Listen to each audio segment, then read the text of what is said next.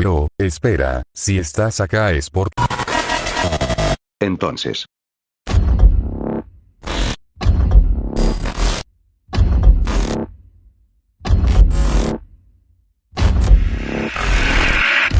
Eres un chico que va con su madre a la casa abandonada del difunto abuelo de 89 años, que fue un veterano de la Segunda Guerra. Tu abuelo era un tipo distante, poco afectivo y además le gustaba vivir solo. Cuando están dentro de la casa luego de estar revisando un buen rato sus pertenencias, se dirigen a la parte trasera de la casa. Tu madre y tú ven una especie de cueva subterránea, ella dice que lo desconocía y tú te quedas intrigado. Abres la puerta y te enteras que el lugar fue construido en la década de los 70s, así que probablemente él la haya hecho. Ves unas caras talladas en la piedra aparentemente por tu abuelo y que parecen ser de alguna religión extinta que practicaba los sacrificios. Cerca, ves una especie de altar, y al lado había un hueso humano. Te sientes mucho más perturbado junto a tu madre.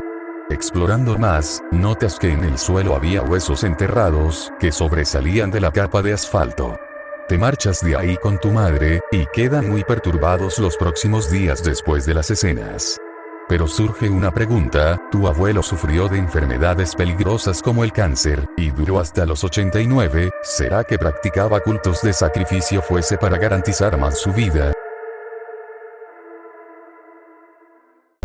Contexto, hace un tiempo apareció en algunos foros dedicadas a misterios y casos paranormales, la historia de un joven y su difunto abuelo en un refugio. Una especie de refugio antiaéreo subterráneo y de grandes proporciones, de pasillos largos y angostos y con múltiples salas, lo que no pasaría a ser más que una simple excentricidad del abuelo, de no ser por una puerta en el recóndito más oscuro del túnel, una entrada tapiada que guardaba el mayor y más aterrador secreto del anciano, el refugio subterráneo del abuelo.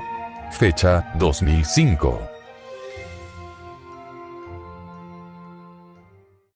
Eres un joven estudiante y trabajador de un McDonald's, entre Ciudad Juárez, Chihuahua y El Paso.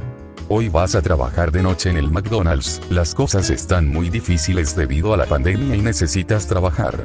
De pronto, llega un cliente en el autoservicio y tu compañera lo atiende, pero el cliente no responde y se queda quieta.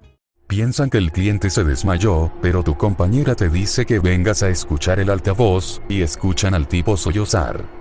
Tu compañera le pregunta si está bien, cuál es su nombre, y entre lloriqueos dice llamarse Héctor. De repente el cliente se torna agresivo y empieza a pitar el coche, rápidamente activan el botón de pánico y llaman a la manager y a la policía.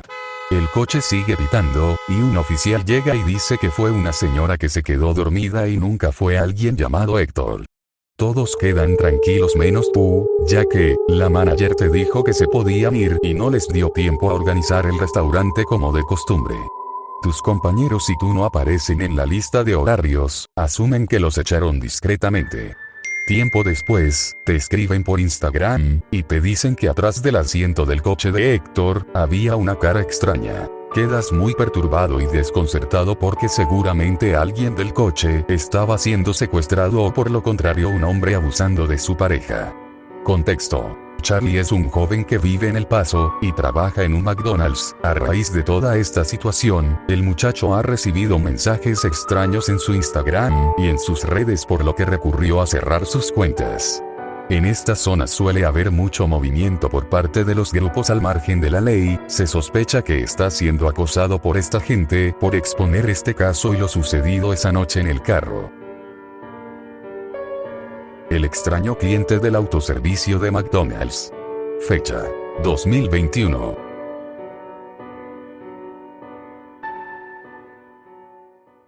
Eres una chica universitaria que cuenta con el amor y apoyo de sus padres, tienes una vida feliz. Tienes una mejor amiga que lleva una vida alocada, y un día al salir de la universidad, te invita para que vayan a un lugar llamado el Bronx. Como es tu mejor amiga, no le puedes decir que no, así que vas con ella y te da a probar de una sustancia muy adictiva y dañina. Te gustó mucho la experiencia, y a las horas te vas de ahí con tu amiga a tu casa. A los días después, vuelves a sentir la necesidad de consumir así que decides ir al Bronx por tu cuenta.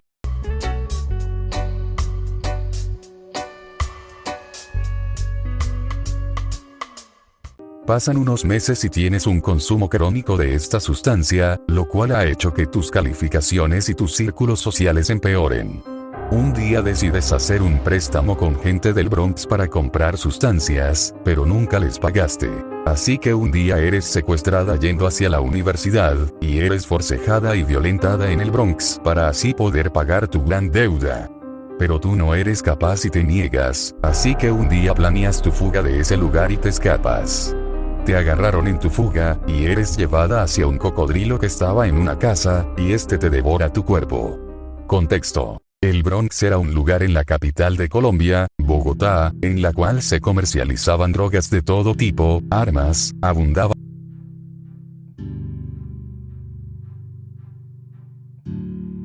Hubo muchas personas que entraron y salieron de este lugar, otras que quedaron atrapadas en medio del mundo de las adicciones y la delincuencia.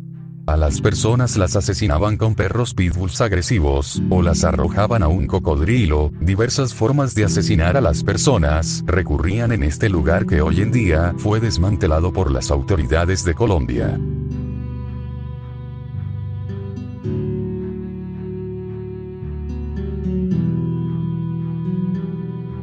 El Bronx, Bogotá.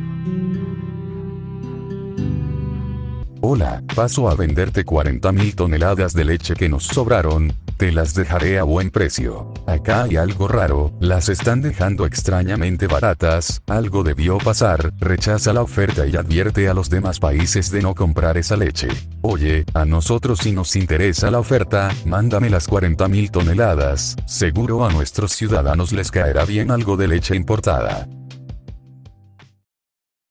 Hey hijo, he visto una leche con un buen descuento en el súper, acá tienes para que tomes con tu hermano. Tu hijo empieza a consumirla, pero rápidamente siente un fuerte dolor estomacal y lo llevas al hospital. Llegan y dicho hospital está lleno de personas con daño estomacal, al parecer todo proveniente de dicha leche. Presidente, debería mandar a analizar la leche, seguro tiene algo. Los resultados indican que la leche estaba contaminada por radiación. Incidente, la leche radiactiva, México, año 1986.